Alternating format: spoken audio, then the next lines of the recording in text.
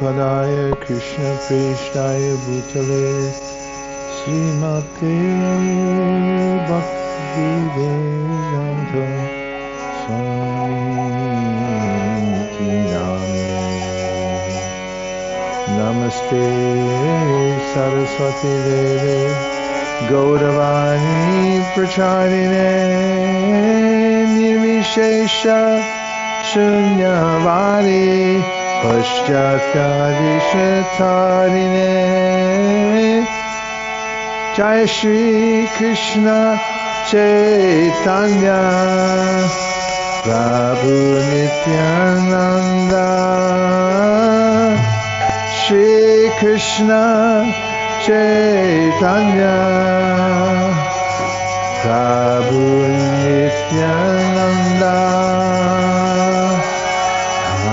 Hare Krishna Hare Krishna Krishna Krishna Hare Hare Hare Rama Hare Rama Rama Rama Hare Hare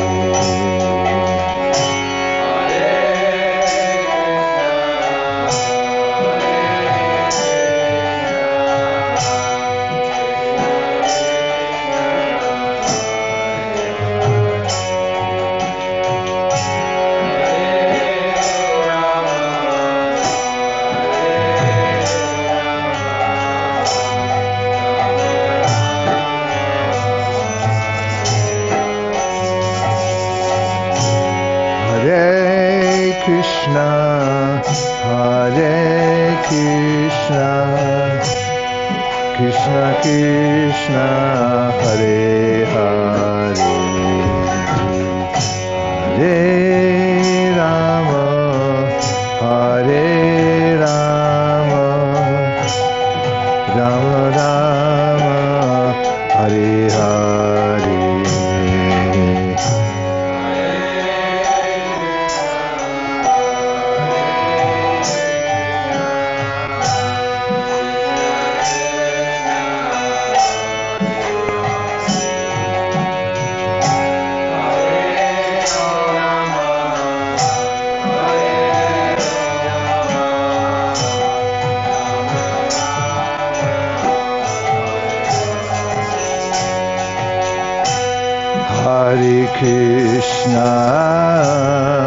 Hare Krishna, Krishna Krishna, Hare Hare, Hare Rama,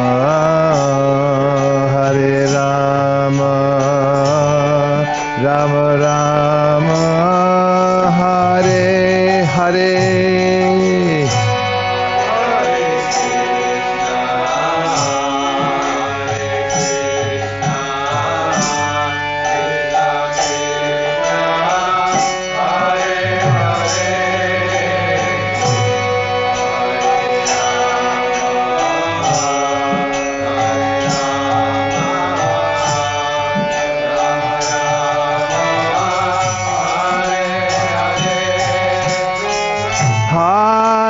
Krishna, Hare Krishna,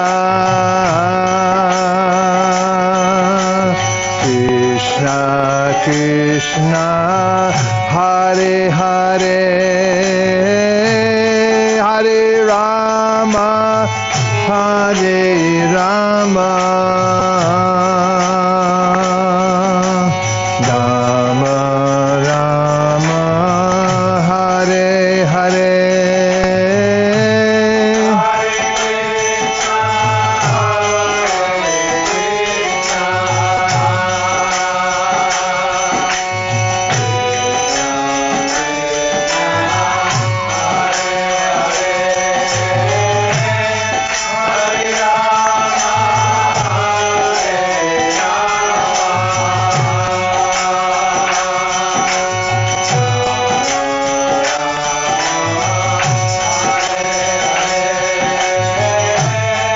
Hare Krishna, Krishna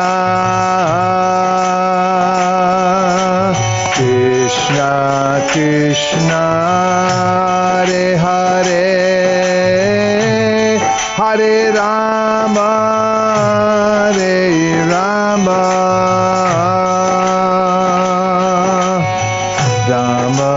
Rama, Hare Hare.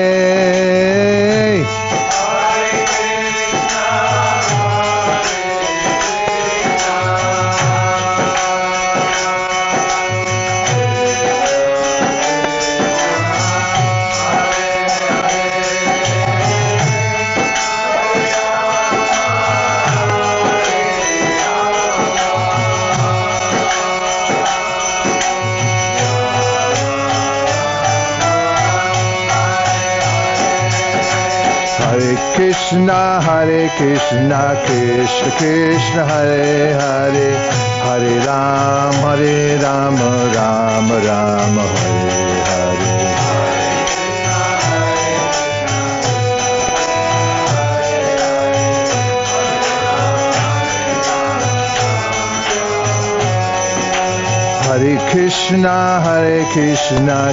Hare Krishna, Krishna Krishna, Hare Hare, Hare Rama, Rama Rama, Hare Hare.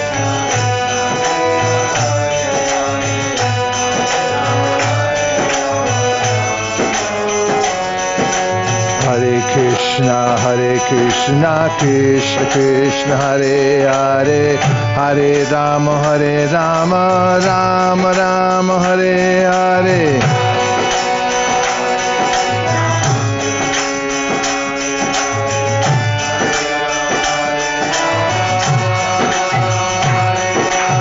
Hare Krishna, Krishna Krishna, Hare Hare, Hare Rama, Rama Rama, Hare Hare.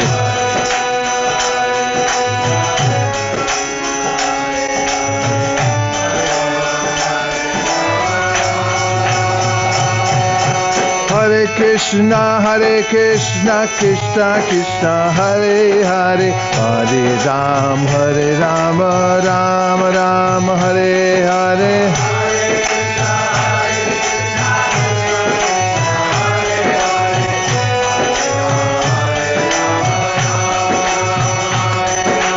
Hare Krishna, Krishna Krishna, Hare Hare, Hare Rama, Rama Rama, Hare Hare.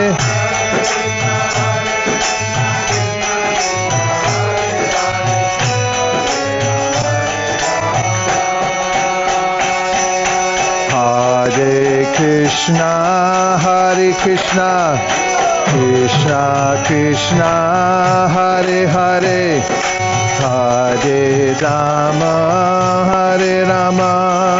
Rama Rama, Hare Hare.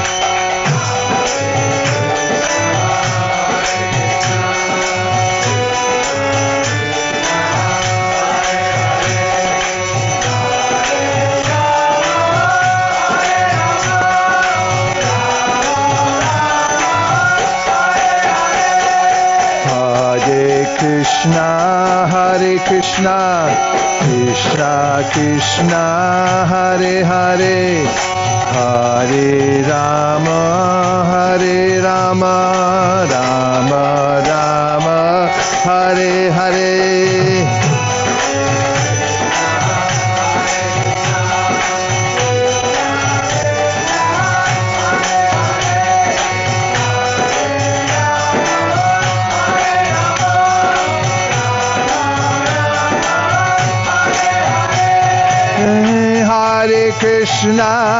Hare Krishna,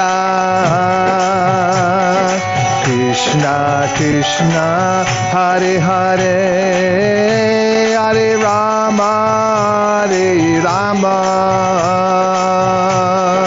Rama Rama, Hare Hare.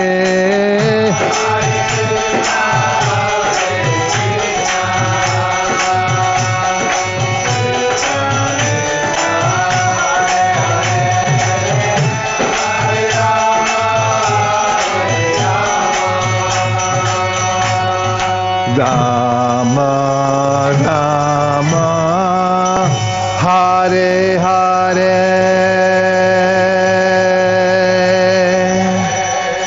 Hare Krishna Hare Krishna Krishna Krishna Hare Hare Hare Rama Hare Rama Rama Rama Hare Hare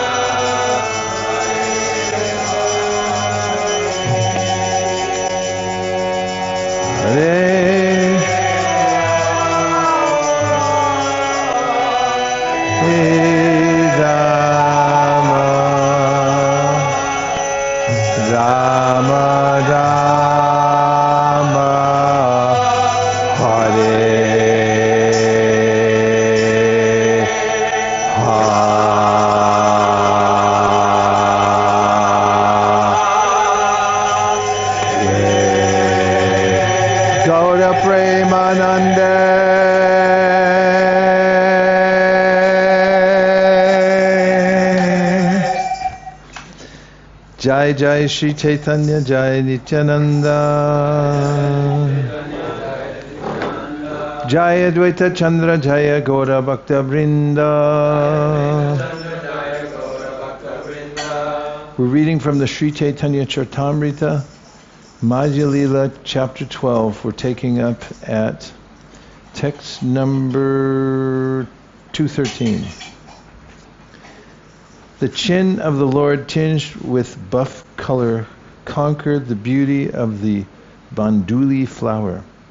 This increased the beauty of his mild smile, which was like lustrous waves of nectar. The luster of his beautiful face increased at every moment, and the eyes of hundreds and thousands of devotees drank its honey like bumblebees. As their eyes began to drink the nectarian honey of his lotus face, their thirst increased. Thus their eyes did not leave him. In the Lagu Bhagavatamrita 1.5.538, Srila Rupa Goswami has described the beauty of the Lord in this way. Asam anordva madhurya sarangamrita varadi jangama stavarolasi rupo gobindra Rupo Gandhendra Nandana. The beauty of the son of Maharaj Nanda is incomparable. Nothing is higher than his beauty, and nothing can equal it. His beauty is like waves in an ocean of nectar. This beauty is attractive both for moving and for non-moving objects. Similarly, in the Tantra Shastra, there is another description of the Lord's beauty. Kandarpakotyar Buddha Rupa Shobha Niraja Padabja Nakanchalasya Kutrapya Drishta Shutaramya Kanter Dhyanam Param Nanda Sutasya Bhakshe. I shall relate the supreme meditation upon Lord Sri Krishna, the son of Nanda Maharaj. The tips of the toes of his lotus feet reflect the beauty of the bodies of unlimited millions of cupids, and his bodily luster has never been seen or heard of anywhere. One may also consult Srimad Bhagavatam 10.29.14 in this connection. Thus Sri Chaitanya Mahaprabhu and his devotees enjoyed transcendental bliss upon seeing the face of Jagannath. This continued till midday. As usual, there were transcendental blissful symptoms in Chaitanya Mahaprabhu's body. He perspired and trembled, and a constant flow of tears fell from his eyes. But the Lord checked these tears so they would not disturb his seeing the face of the Lord. Their looking at the face of Lord Jagannath was interrupted only when he was offered food. Afterwards, they would again look upon his face. When the food was being offered to the Lord, Sri Chaitanya Mahaprabhu performed his kirtan. Feeling such great pleasure upon seeing the face of Lord Jagannath, Sri Chaitanya Mahaprabhu forgot everything. The devotees, however, took him to his lunch at noontime. Knowing that the car festival would take place in the morning, all the servants of Lord Jagannath were doubling their offerings of food. I have briefly described the pastimes of the Lord in washing and cleansing the Gundicha temple. By seeing or hearing these pastimes, even sinful men can awaken their Krishna consciousness. Praying at the lotus feet of Sri Rupa and Sri Raghunath, always desiring their mercy, I, Krishnadas, narrate Sri Chaitanya Charitamrita, following in their footsteps. Thus end the Bhaktivedanta purports to Sri Chaitanya Charitamrita, Madhya Lila, chapter 12, describing the washing and cleansing of the Gundicha temple.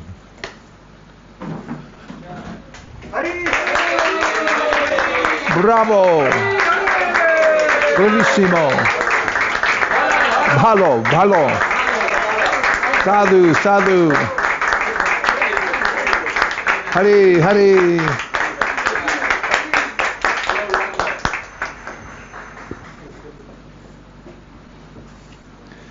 Chapter 13, the ecstatic dancing of the Lord at Ratha Yatra. The very famous chapter 13.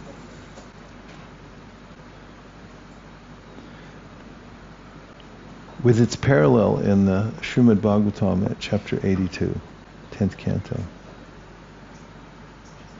A summary, I found out from Jayadvaita Maharaj this morning that Prabhupada wrote all these chapter summaries. He wrote them himself. It's nice to know, right? Yeah. A summary of this chapter is given by Srila Bhaktivinoda Thakur in his Amrita Pravaha Bhashya as follows. After bathing early in the morning, Sri Chaitanya Mahaprabhu saw the deities Jagannath, Baladev and Subhadra get aboard their 3 cars. This function is called Pandu Vijay. At that time, King Prataparudra took a broom with a golden handle and began to cleanse the road. Lord Jagannath took permission from the goddess of fortune and then started in the car for the Gundicha temple. The road to the temple led along a broad sandy beach, and on both sides of the road were residential quarters, houses and gardens. Along that road, the servants called Godas began to pull the cars. Sri Chaitanya Mahaprabhu divided his Sankirtan party into 7 divisions. With 2 mridungas in each division, there were altogether 14 mridungas. While performing kirtan, Sri Chaitanya Mahaprabhu exhibited various symptoms of transcendental ecstasy, and Jagannath and Sri Chaitanya Mahaprabhu exchanged their feelings very blissfully. When the cars reached the place known as Balagandi, the devotees offered the deities simple food. At this time, in a nearby garden, Sri Chaitanya Mahaprabhu and his devotees took a brief rest from the dancing.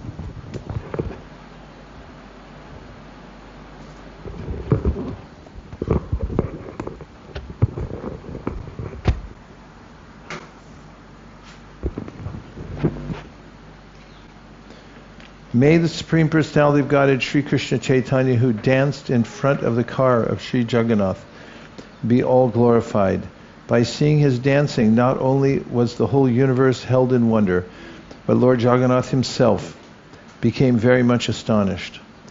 All glories to Sri Krishna Chaitanya and Prabhu Nityananda, all glories to Advaita Chandra, and all glories to the devotees of Lord Sri Chaitanya Mahaprabhu. All glories to the listeners of Sri Chaitanya Charitamrita. Please hear the description of the dancing of Lord Chaitanya Mahaprabhu at the Rath Yatra festival. His dancing is very enchanting. Please hear of it with great attention. The next day, Sri Chaitanya Mahaprabhu and his personal associates got up in the dark and attentively took their early morning baths.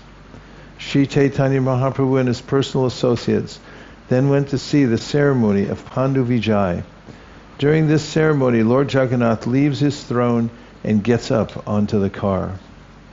King Prataparudra in person, as well as his entourage, allowed the Pandu Vijay ceremony to be seen by all the associates of Sri Chaitanya Mahaprabhu. Sri Chaitanya Mahaprabhu and his prominent devotees, Advaita Acharya, Nityananda Prabhu and others, were very happy to observe how Lord Jagannath began the Rath Yatra. The very strongly built Daitas, carriers of the Jagannath deity, were as powerful as drunken elephants. They manually carried Lord Jagannath from the throne to the car. The word Daita refers to one who has received the mercy of the Lord. Lord Jagannath has a number of stalwart servants known as Daitas. These servants do not come from very high caste families, Brahmins, Kshatriyas, or Vaishyas, but because they are engaged in the service of the Lord, they have been elevated to a respected position. Thus they are known as Daitas. These servants of Lord Jagannath take care of the Lord from the day of the Snan Yatra up to the time the Lord is carried from the throne to the Rath car. In the Kshetra Mahatmya, these Daitas are said to come from the Shabaras, a caste that keeps and sells pigs. However, among the Daitas, there are also many who come from the Brahmana caste. Those Daitas coming from the Brahmana families are called Daitapatis, or leaders of the Daitas. The Daitapatis offer food such as sweetmeats to Lord Jagannath during the Anavasara. The food such as the resting, Anavasara, the resting period after Snan Yatra. They also make the early morning offering of sweetmeats daily. It is said that during the Anavasara, Lord Jagannath suffers from fever and that the Daitapatis offer him an infusion of drugs represented by fruit juice. It is said that in the beginning Lord Jagannath was worshipped by the Shabaras and was known as the deity Nilamadhava. Later, when the deity was established in the temple, the Lord became known as Jagannath. Because the deities were taken from the Shabaras, all the Shabara devotees were elevated to the position of Daitas. While carrying the deity of Lord Jagannath, some of the Daitas took hold of the shoulders of the Lord and some caught his lotus feet. The Lord Jagannath deity was bound at the waist by a strong thick rope made of silk. From two sides the Daitas caught hold of this rope and raised the deity. Strong puffed up cotton pads called tulis were spread out from the throne to the car, and the heavy deity of Lord Jagannath was carried from one pillow-like pad to the next by the Daitas. While the Daitas carried the heavy Jagannath deity from one pad to the next, some of the pads broke, and the cotton contents floated into the air. When they broke, they made a heavy cracking sound. Lord Jagannath is the maintainer of the whole universe. Who can carry him from one place to another? The Lord moves by his personal will just to perform his pastimes. While the Lord was transported from the throne to the car, tumultuous sounds were made on various musical instruments. Sri Chaitanya Mahaprabhu was chanting, Manima, Manima, but he could not be heard. The word Manima is used to address a respectable person in Orissa. Lord Jagannath was being respectfully addressed by Sri Chaitanya in this way. While the Lord was being carried from the throne to the car, King Prataparudra personally engaged in the Lord's service by cleansing the road with a broom that had a golden handle. The king sprinkled the road with sandalwood-scented water. Although he was the owner of the royal throne, he engaged in menial service for the sake of Lord Jagannath. Although the king was the most exalted, respectable person, still he accepted menial service for the Lord. He therefore became a suitable candidate for receiving the Lord's mercy. Upon seeing the king engaged in such menial service, Chaitanya Mahaprabhu became very happy. Simply by rendering this service, the king received the mercy of the Lord. Purport: unless one receives the mercy of the Lord, he cannot understand the Supreme Personality of Godhead or engage in his devotional service. Atapite deva padambujadvaya prasada leshanugrihita evahi janati tattvam bhagavan mahimno nachanya eko picharam bachinban. A devotee who has received even a small fraction of the mercy of the Lord can understand him. Others may engage in theoretical speculation to understand the Lord, but they cannot know anything about him. Although Maharaj Prataparuja was very eager to see Sri Chaitanya Mahaprabhu, the Lord refused to see him.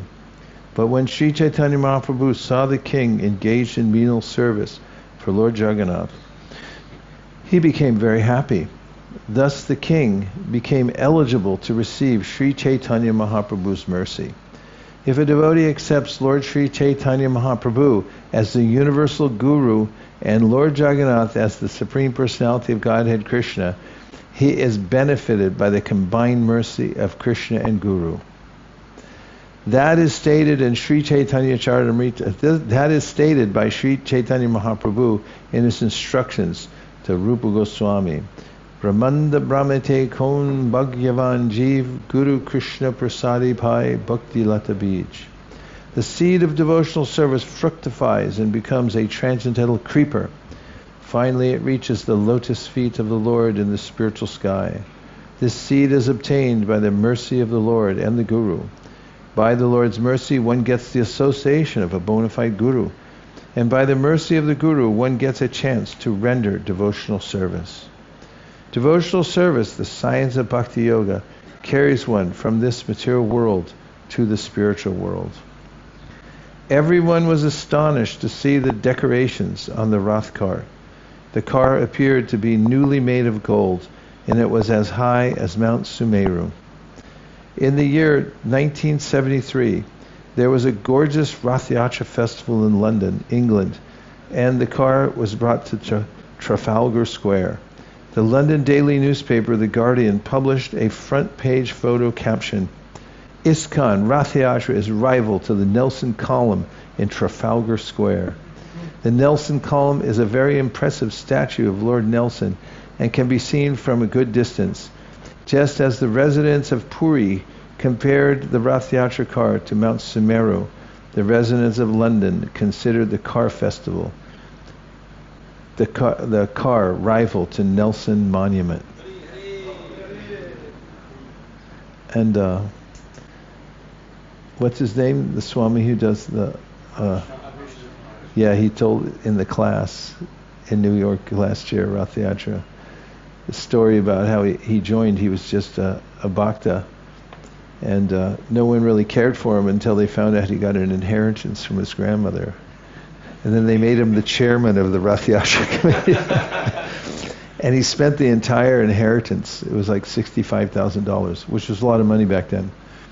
And he spent the whole inheritance bit by bit on making it a grand festival, and Prabhupada noticed it.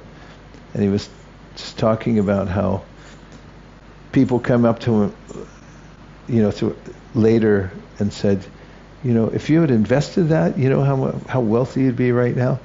And he said, I don't care. Prabhupada saw it, and he said this was beautiful. He said, so I pleased my spiritual master, that's all I care about. The decorations included bright mirrors and hundreds of chamras, white wisps made of yak tails. On top of the car were a neat and clean canopy and a very beautiful flag. The car was also decorated with silken cloth and various pictures. Many brass bells, gongs, and ankle bells rang. For the pastimes of the Rath Yatra ceremony, Lord Jagannath got aboard one car, and his sister Subhadra and elder brother Balaram got aboard 2 other cars. For 15 days, the Lord had remained in a secluded place with the Supreme Goddess of Fortune and had performed pastimes with her. Purport: the 15-day period of Anavasara is also called Nibrita, in honor of the solitary place where the Supreme Goddess of Fortune lives. After living there a fortnight, Lord Jagannath took permission from the Goddess of Fortune to leave. Having taken permission from the Goddess of Fortune, the Lord came out to ride on the Rath Yatra cart, the Rath cart, and perform his pastimes for the pleasure of the devotees. Purport.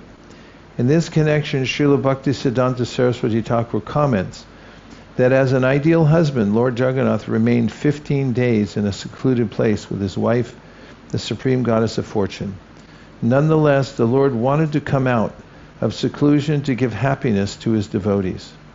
The Lord enjoys himself in two ways, known as Swakiya and Parakiya. The Lord's conjugal love in the Swakiya ras relates to the regulative principles observed in Dwarka, where the Lord has many married queens. But in Vrindavan, the conjugal love of the Lord is not with his married wives, but with his girlfriends, the gopis. Conjugal love with the gopis is called Parakiya ras.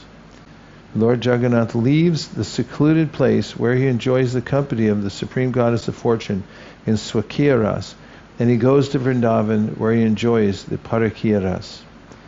Bhaktisiddhanta Saraswati Thakur therefore reminds us that the Lord's pleasure is Parakiya ras, that the Lord's pleasure in Parakiya ras is superior to his pleasure in Swakiya.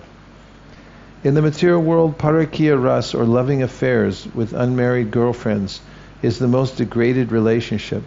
But in the spiritual world, this type of loving affair is considered the supreme enjoyment. In the material world, everything is but a reflection of the spiritual world, and that reflection is perverted. We cannot understand the affairs of the spiritual world on the basis of our experience in the material world. The Lord's pastimes with the gopis are therefore misunderstood by mundane scholars and word wranglers. The Parakiya ras of the spiritual world should not be discussed except by one who is very advanced in pure devotional service. The Parakiya ras in the spiritual world and that in the material world are not comparable. The former is like gold and the latter is like iron. Because the difference between the two is so great, they cannot actually be compared. However, just as a knowledgeable person can easily distinguish gold from iron, one who has the proper realization can easily distinguish the transcendental activities of the spiritual world from material activities. The fine white sand spread all over the path resembled the bank of the Jamuna, and the small gardens on both sides looked just like those in Vrindavan. As Lord Jagannath rode in his car and saw the beauty on both sides, his mind was filled with pleasure. The pullers of the car were known as Gaudas, and they pulled with great pleasure. However, the car sometimes went very fast and sometimes very slow. Sometimes the car would stand still and not move, even though it was pulled very vigorously. The chariot therefore moved by the will of the Lord, not by the strength of any ordinary person. As the car stood still, Sri Chaitanya Mahaprabhu gathered all his devotees and, with his own hand, decorated them with flower garlands and sandalwood pulp. Paramananda Puri and Brahmananda Bharati were both personally given garlands and sandalwood pulp from the very hands of Sri Chaitanya Mahaprabhu. This increased their transcendental pleasure. Similarly, when Advaitacharya and Nityananda Prabhu felt the touch of the transcendental hand of Sri Chaitanya Mahaprabhu, they were very pleased. The Lord also gave garlands and sandalwood pulp to the performers of Sankirtan. The two chief performers were Sarup Damodar and Srivas Thakur. There were altogether 4 parties of kirtan performers, comprising 24 chanters. In each party there were also 2 mridanga players, making an additional 8 persons. When the 4 parties were formed, Sri Chaitanya Mahaprabhu, after some consideration, divided the chanters. Sri Chaitanya Mahaprabhu ordered Nityananda Prabhu, Advaita Acharya, Haridas Thakur, and Vrakeshwar Pandit to dance in each of the 4 respective parties. Sarup Damodar was chosen as the leader of the first party and was given 5 assistants to respond to his chanting. The 5 who responded to the singing of Sarup Damodar were Damodar Pandit, Narayan, Govinda Dato, Raghava Pandit, and Sri Govindanandana. Advaitacharya Prabhu was ordered to dance in the first group. The Lord then formed another group with Srivas Thakur as the chief band. In the first group, Damodar Swarup was appointed chief singer, and the responding singers were Damodar Pandit, Narayan Govinda Datta, Raghava Pandit, and Govinda Nanda. Sri Advaita Acharya was appointed as a dancer. The next group was formed, and the chief singer was Srivas Thakur. The 5 singers who responded to the singing of Srivas Thakur were Gangadas, Haridas, Sriman, Shubhananda, and Sri Ram Pandit. Sri Nityananda Prabhu was appointed as a dancer. Another group was formed consisting of Vasudev, Gopinath, and Murari. All these were responsive singers, and Mukunda was the chief singer. Another 2 persons, Srikant and Vallabha Sain, joined as responsive singers. In this group, the senior Haridas Thakur, was the dancer. In the third group, Mukunda was appointed the chief singer. This party was composed of Vasudev, Gopinath, Murari, Srikant, and Vallabha Sain. The senior Haridas Thakur, was the dancer. The Lord formed another party, appointing Govinda Ghosh as leader. In this group, the younger Haridas, Vishnudas, and Raghava were the responding singers. 2 brothers named Madhava Ghosh and Vasudev Ghosh also joined this group as responsive singers. Prakeshwar Pandit was the dancer. There was a Sankirtan party from the village known as Kulina Gram, and Ramananda and Satyaraj were appointed the dancers in this group. There was another party that came from Shantipur and was formed by Advaita Acharya. Achyutananda was the dancer, and the rest of the men were singers. Another party was formed from the people of Kanda. These people were singing in a different place. In that group, Narahari Prabhu and Raghunandana were dancing. 4 parties chanted and danced in front of Lord Jagannath, and on either side was another party. Yet another was at the rear.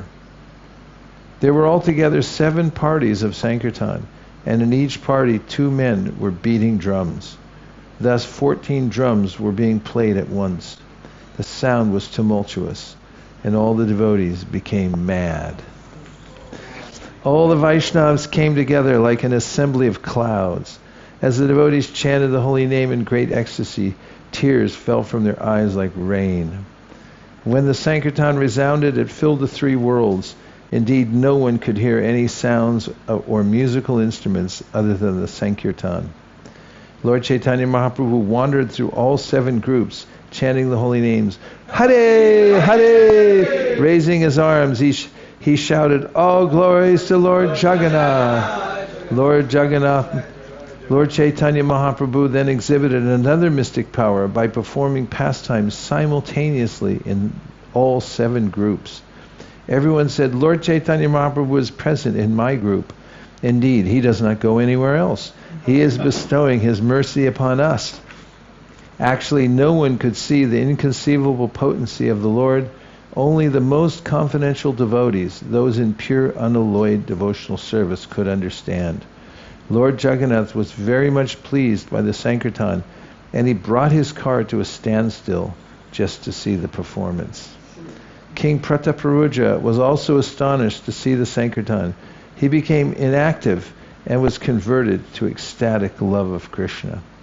When the king informed Kashi Mishra of the glories of the Lord, Kashi Mishra replied, O king, your fortune has no limit.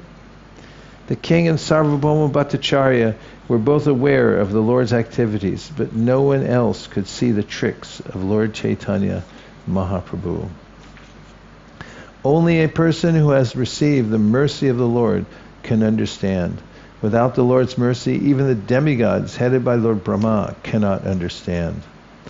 Sri Chaitanya Mahaprabhu had been very satisfied to see the king accept the menial task of sweeping the street. And for this humility, the king received the mercy of Sri Chaitanya Mahaprabhu. He could therefore observe the mystery of Sri Chaitanya Mahaprabhu's activities. Purport. The mystery of Lord Chaitanya's activities is described by Srila Bhaktisiddhanta Saraswati Thakur. Lord Jagannath was astonished to see the transcendental dancing and chanting of Sri Chaitanya Mahaprabhu, and he stopped his car just to see the dancing. Lord Chaitanya Mahaprabhu then danced in such a mystical way that he pleased Lord Jagannath. The seer and the dancer were one and the same Supreme Person. But the Lord, being one and many at the same time, was exhibiting the variegatedness of his pastimes. This is the meaning behind his mysterious exhibition. By the mercy of Sri Chaitanya Mahaprabhu, the king could understand how the two of them were enjoying each other's activities. Another mysterious exhibition was Sri Chaitanya Mahaprabhu's simultaneous presence in 7 groups. By the mercy of Sri Chaitanya Mahaprabhu, the king could understand that also. Although the king had been refused an interview, he was indirectly bestowed causeless mercy. Who can understand the internal potency of Sri Chaitanya Mahaprabhu? As Sri Chaitanya Mahaprabhu was playing the part of a world teacher, he did not agree to see the king, because a king is a mundane person interested in money and women. Indeed, the very word king suggests one who is always surrounded by money and women. As a sannyasi, Sri Chaitanya Mahaprabhu was afraid of both money and women. The very word king is repugnant to one who is in the renounced order of life. Sri Chaitanya Mahaprabhu refused to see the king, but indirectly, by the Lord's causeless mercy, the king was able to understand the Lord's mysterious activities. Lord Chaitanya Mahaprabhu's activities were exhibited sometimes to reveal him as the Supreme Personality of Godhead, and sometimes to show him as a devotee. Both kinds of activities are mysterious and appreciated only by pure devotees. When the 2 great personalities, Sarvabhauma Bhattacharya and Kashi Mishra, saw Chaitanya Mahaprabhu's causeless mercy upon the king, they were astonished. Lord Sri Chaitanya Mahaprabhu performed his pastimes for some time in this way. He personally sang and induced his personal associates to dance. According to his need, the Lord sometimes exhibited one form and sometimes many. This was being executed by his internal potency. Indeed, the personality of Godhead forgot himself in the course of his transcendental pastimes. But his internal potency, Leela Shakti, knowing the intentions of the Lord, made all arrangements. It is stated in the Upanishads, Parashya Shakti Vividai Vashuyate Sabhaviki Jnana Balakriyacha. The Supreme Lord has multi-potencies which act so perfectly that all consciousness, strength, and activities are being directed solely by the will, by his will. Purport. Sri Chaitanya Mahaprabhu exhibited his mystic power in presenting himself simultaneously in each and every Sankirtan group. Most people thought that he was one, but some saw that he was many. The internal devotees could understand that the Lord, although one, was exhibiting himself as many in the different Sankirtan groups. When Sri Chaitanya Mahaprabhu danced, he forgot himself and was simply absorbed in ecstatic bliss. But his internal potency arranged everything perfectly. This is the difference between the internal and external potency. In the material world, the external potency, material energy, can act only after one endeavors at great length. But when the Supreme Lord desires, everything is performed automatically by the internal potency. By his will, things happen so nicely and perfectly that they appear to be carried out automatically. Sometimes the activities of the internal potency are exhibited in the material world. In fact, all the activities of material nature are actually performed by the inconceivable energies of the Lord. But so-called scientists and students of material nature are unable to understand ultimately how things are happening. They evasively conclude that everything is being done by nature. But they do not know that behind nature is the potent Supreme Personality of Godhead. Lord Krishna explains this in Bhagavad Gita 9:10. Mayadhyakshena prakriti Suyate Satcharacharam Hetunadena Kaunteya Jagad Viparivartate. This material nature, which is one of my energies, is working under my direction, O son of Kunti, producing all moving and non-moving beings. Under its rule, this manifestation is created and annihilated again and again. We'll take a few reflections and or commentos. Mahendra Prabhu.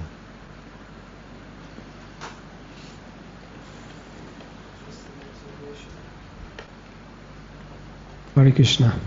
An observation that can be put in the next quiz. How many times Lord Chaitanya applied personally with his hands sandalwood pulp and garlands? How many times it was mentioned in this and previous chapter? Before the cleaning of Gundicha, after that, and now before the Rath Yatra started. It's just so wonderful to hear. Yes.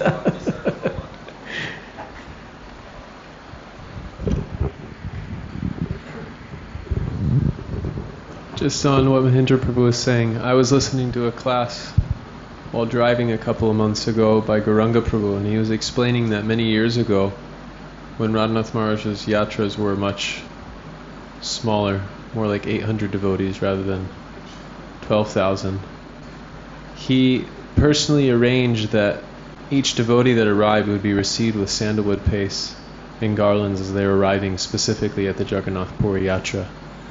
I was appreciating how we can extract these principles and make it a point to apply them, and how much it invigorates the atmosphere when we do. Such a good point, thank you. Gopal. Hare Krishna. So Prabhu, I was really appreciating this section describing the kirtan as well as the beta kirtans in the last chapter, 2 chapters. I had asked some renowned kirtaniers, Krishna Kirtan Prabhu from Bangladesh and other kirtaniers, about where I could find the closest thing to Mahaprabhu's Sankirtan, and they all directed me to Orissa. And still till today, I've noted at Rath Yatras that the organization is very similar to this description. And there's a group lead with a group response, and the structure, everybody's perfectly coordinated, the mridanga players, the cartels, it's mostly right on the beat. And it's very enlivening to see that culture has continued from the time of Mahaprabhu. Wow, fantastic. Okay, outside People's Party. What do we have? Hare Krishna. Yes, Hare Krishna. Actually, what Gopal Prabhu just said kind of leads to my query, because when there are 7 kirtan parties around the Rath Ghat, and I was just wondering, are they all singing in the same tune, in the same rhythm, or are they separate groups leading, different kirtans? Or how does it work? Like, because there's different dancers, different leaders, and they didn't have microphones and all of that. So were they all singing the same tune at the same time? I can't answer that. I had the same question myself about the 7. You know? So there's a group lead, and as the lead is finishing, the responses kind of overlap. There's a slight overlap. It's been described something similar to the waves in the ocean, that the mantra is descending through the crowd, and as the last responder is chanting, the lead is already starting. A slight overlap. And I've noted that there's 5, as it's described, 4 or 5 people responding to the leader, and then that's amplified more for the rest to respond to. So they're separate groups. Were they all singing the same tune? One big group. So they're all very coordinated. The dancing, the mridanga playing, the cartels. Then in the center will be the lead. Actually, one time they came in Krishna Balaram temple and we passed them the mic and they didn't know what to do with the microphone. They handed it back to us, and there's 4 or 5 people in the center leading all together. you could say following, as if you were leading a kirtan, then 4 or 5 of us were around you, following your tune, and then that goes to the outer circle of everyone else's response. Maybe we should renounce microphones. Yeah. Because one year when we were here in this room, I remember Omkar was here that year, and there was a really loud kirtan going on next door at that ashram for days and days and days, and finally on a break we decided, Omkar and me decided to go over and look. Omkar and I. We decided to go over and look and see who it was. We thought there was probably like 200 people there with a big amplifier and stuff like that.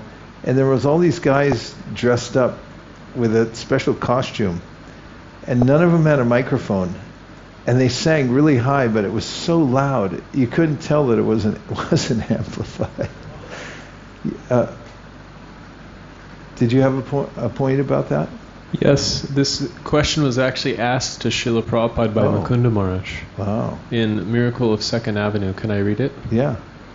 There are very few of us staying at Tittenhurst, and the intimate atmosphere allowed us to ask Prabhupada lots of questions. One morning I went to where he was sitting and asked him about the way kirtans were performed historically. How did Lord Chaitanya do kirtan in the 16th century, I asked, my breath making small clouds as I spoke. What did the chanting partings look like in those days? Yes, he paused, smiling like he was very pleased with my question. He leaned forward as though he was revealing something very private. Krishnas Kaviraj Goswami writes of this in his Chaitanya Charitamrita. There were 2 mridanga players, 2 dancers, and 7 kartals. Other people would join, but the main ones, the mridangas, kartalsmen, and the dancers were the center. He spoke quietly as if telling me a secret. The mridanga players, they would inspire the dancers, he continued. And the dancers, they would inspire mridangas. One person would lead, and the rest would respond. Like we do here in the temple, lead and respond, he paused. In this way, they created ecstatic feelings by chanting the holy names very expertly. When leader chanted, drums and cymbals would play quiet so everyone could hear. Then, when everyone sang, drums and kartals played loud. And when leader sang again, they would play soft again. So soft and loud. They would go on in that way and repeat. Thank you. How did you find that? You just knew it was there? I read it many years ago when I read Miracle on 2nd Avenue, and it really struck me. So I just made it a point to highlight it at that time, and I always find myself going back to it. Amazing. Thank you so much. Stuff we don't know. I didn't know, I mean. Did it answer your question? Yeah. Satisfied? Okay. Who else in the Outside People's Party? Yes? Who is that? Hare Krishna Maharaj. Hare Krishna. Yadutama Das. Hare Krishna Yadutama. I want to thank Mataji for that question because I was thinking the exact same thing actually. So thank you. But I was really struck by this this purport from verse 60, where Prabhupada was sharing how what Bhaktisiddhanta Saraswati Thakur shared. That Jagannath was astonished to see the transcendental dancing and chanting of Sri Chaitanya Mahaprabhu, and it's really interesting to get this really intimate kind of view of the relationship between Jagannath and Sri Chaitanya Mahaprabhu, that even if we were just reading the verses, we wouldn't have gotten this little glimpse into it. And it kind of struck me as very similar to when Krishna saw his reflection, I believe, in Dwarka and became astonished at his own beauty. And I was just really feeling blessed to have Srila Prabhupada's association and through him association of Bhaktisiddhanta Saraswati Thakur in these purports. It's just so nice getting these little glimpses, really very enlivening. Nicely put, Yadutama. Thank you very much for your insight. And then there's one all the way at the back. It looks like Lord Chaitanya. Hare Krishna.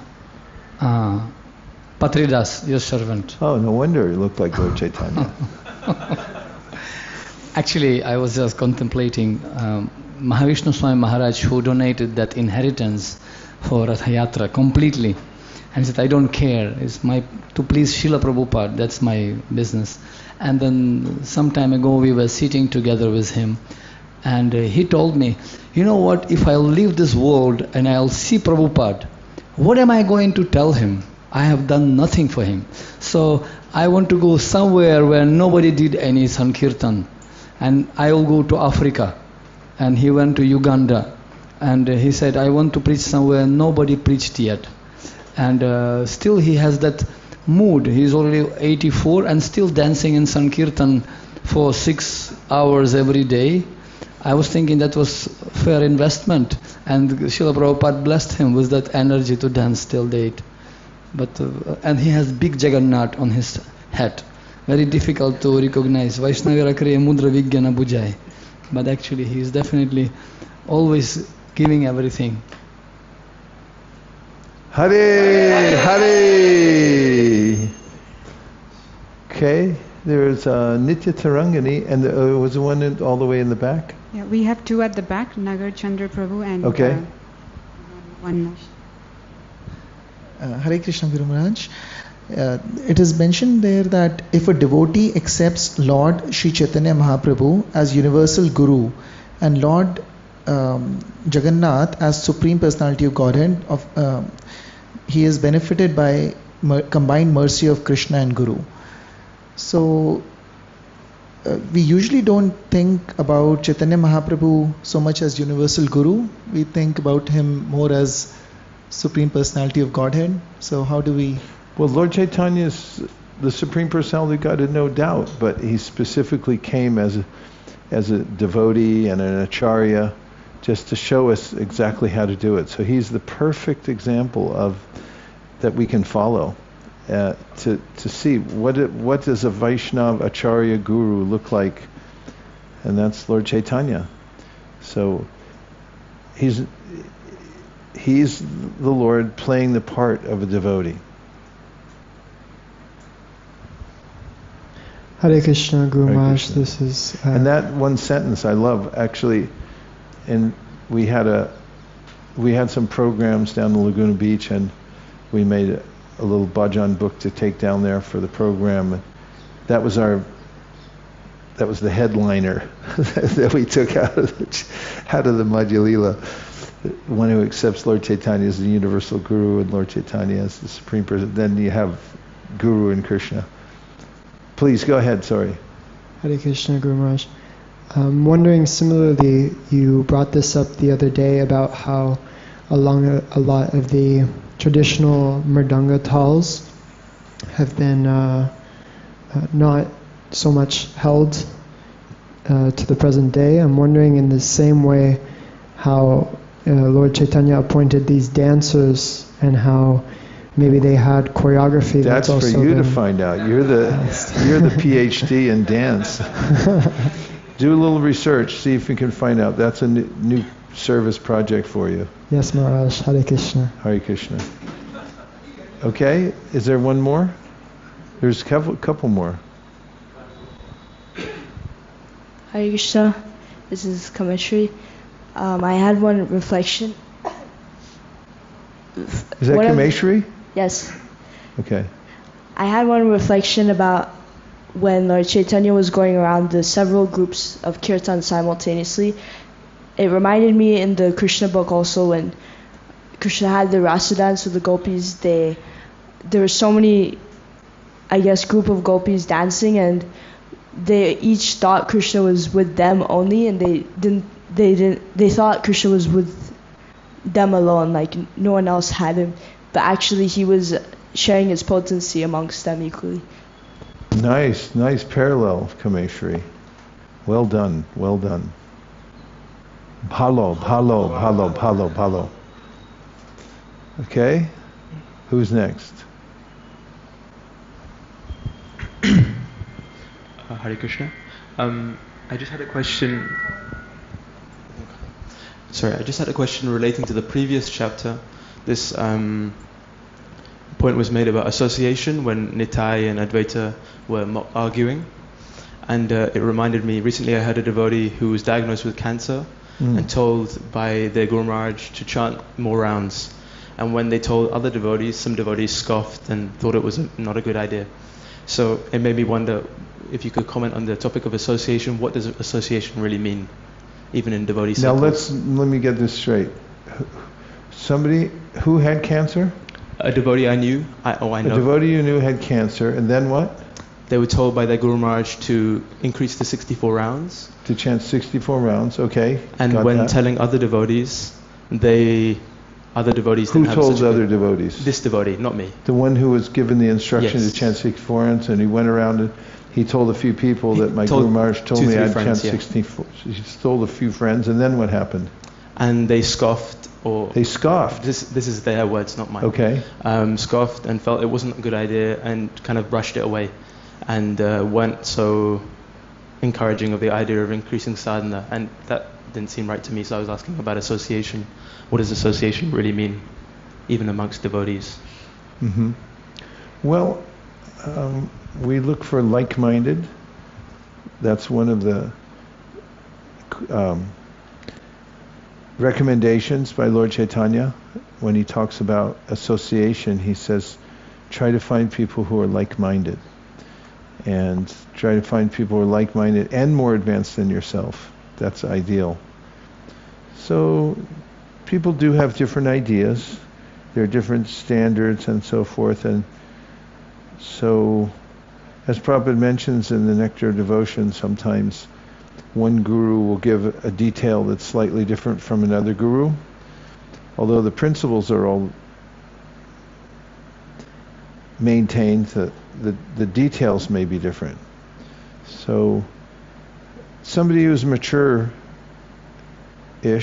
might know that and not scoff. I mean, I can't really comment too much because I don't know why they scoffed. Do you? It would be good to know too, because it's hard to say.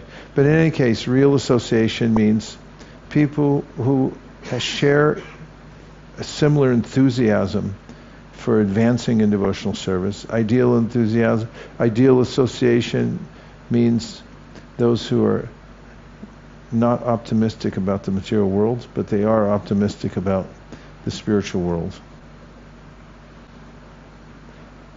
There's a lot more that we could say about that, but I'll leave it at that for now. Thank you very much for the question. It's important. Achintya Chaitanya Prabhu. Since that topic of 64 rounds came up, Jayapatak Maharaj once says that he relates that he was in Albert Road and he was chanting around 10 o'clock or so, and Prabhupada came out and he saw him chanting. So he asked him, what are you doing? So he said, I'm chanting 64 rounds. So he said, if you're going to chant 64 rounds, who's going to do the service? You know? That's one incident. But there is also another incident where Banabhatta Prabhu, I think it was last year, Srila Prabhupada's disappearance day, or I don't recollect when, but recently he mentioned this pastime that he was in Mayapur during the 70s and he was put in charge of organizing the festival, the Mayapur festival, where Prabhupada and all the devotees would come, and he hardly had anybody to help him. So he was really overworked and they would work the whole day and nobody really to help him. So whoever would arrive visiting devotees, he would try to get them to do some service. Then he said there was one Prabhupada disciple who came, who refused to do any service. He would go sit in the field, near the Gurukul area, and just chant the whole day. So after some time he got frustrated and he told him, can you just do at least 1 hour of service? Please help me. He refused. So then he went to Prabhupada's room, and with great frustration he said to Prabhupada that, look at this, Prabhupada, I'm really struggling, and I'm just trying to get this devotee to do at least 1 hour of service. He's not agreeing even to that. To which Prabhupada looked at him and firmly said, do you think that chanting is not service? So Prabhupada he said both things depending on the people. Mm-hmm. Yes. Yeah. Thank you. I remember that. Bana said that last year. Mukaravind and then Mahendra. Maharaj, in one of the purport that about the diplomatic ministers in the purport, and Prabhupada quotes that how the acharyas, they know how to deal with the people. I remember that once in ISV, Radhika Raman Prabhu came and he explained how Jiva Goswami so expertly managed all the temples of the Vrindavan. That's why we still have the temples, still though it went to the Mughal Empire and everything. He used his skill, practical skills, to make sure that this temples remains of all his uncles and uncles. So that's why I was thinking that how he used his service. Excellent example. Thank you. Perfect. Mahendra Prabhu. Yeah, on that pastimes, Bhanubhata Prabhu said Prabhupada, he explained the story like very dramatically how it was. Prabhupada made his pause and said, do you think it's not a service? It's the greatest service. And then you got the point. But there are many letters which show that Prabhupada was not against. We could say it's against circumstantial according to individuals, but in many places he says that's 64 ounces fine. I remember to one Mataji, forgot her name, but not more. And to Pendra, I remember letter he was writing, I think I want to chant 64 ounce now in Prabhupada. Very good. This is our program. And then next letter, a few months, he says, I think I want to get married. That's very nice. Go and open a center. And, it's so, that's, Prabhupada was not against, but we have to see all sides and according to the circumstance. And I just had one question also from the previous chapter about the term kutinati, and Prabhupada translates it there in the chapter where it's mentioned also in the verse as either diplomacy or hypocrisy, rather duplicity or fault finding. So it has two meanings, so that these two are related in some way. What's the first meaning you said? Duplicity. Or it's sometimes translated as crooked intelligence, kutinati. The six major upashaka, 6 weeds, major weeds that suffocate. Well, I'll tell you one thing, just the sound of it, kutinati, doesn't sound good. You don't want that. What do you got? Kutinati. Crooked intelligence. Well, it doesn't. It's just kind of a default mode in the material world. Icha dvesha samutena dvandva mohena bharata sarvabhutani sammoham sargayanti parantapa. It's people are icha dvesha. They don't even know they're doing it. They're impelled by their previous associations to abhor some things and to support other things, and they're practically blindly doing it because of the force of material nature. And to take that stance of criticizing as one's main platform in life, because there's the thesis, the antithesis, and then the synthesis. And instead of coming to the synthesis, many people take the antithesis because it gives them a platform to distinguish themselves from others. Those who haven't made a lot of spiritual advancement need some place to get a platform. So they take the antithesis and they become the outspoken people who are bold enough, the bulldogs, to criticize everybody and call a spade because somebody's got to do it. And they stay in that because they get some accolades, like, way to go, somebody's got to do this. But it becomes a preoccupation for them just to find fault with everybody instead of looking for solutions or showing by example how to do it better, which is one thing Prabhupada regularly told people who had criticisms for others. He would say, why don't you show a better way? Just show it. And then you don't have to criticize the other one so much. Now, it's not to say that constructive criticism isn't helpful. It's very necessary. We have to find where we're lacking and try to fix it. But I think the mentality that is there, the crooked idea, that I'll take this as my banner in life, that really distracts one from the process of chanting, takes one away from Trinadapi Suni Chena. And who knows, you could take birth as a kind of Yamaraj character in your next life. Just want to be the one who punishes everybody or something like that. So we'll take a break and we'll come back here at 20 minutes after. Hare Krishna.